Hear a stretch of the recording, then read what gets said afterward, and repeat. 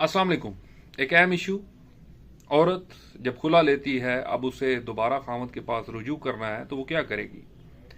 अदालत से जब खुला की डिग्री होती है तो औरत अटेस्टेड कॉपीज जो है वो अदालत से लेती है और अपनी यूनियन कौंसिल जहां पर उसका निकाह दर्ज होता है वहां पर जमा करवाती है और यूनियन कौंसिल उसे 90 डेज का टाइम देती है कि आप 90 डेज के दौरान आपकी खुला जो है वो तलाक मौसर हो जाएगी और आपको मौसर सर्टिफिकेट जारी कर दिया जाएगा।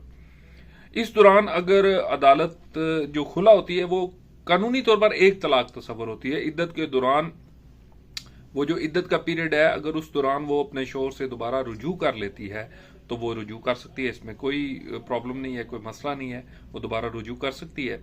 और अगर वो 90 डेज गुजर जाते हैं, वो इद्दत पीरियड गुजर जाता है तो फिर उसके बाद भी वो रुजू कर सकती है, लेकिन उस सूरत में उसे दोबारा निकाह करना होगा।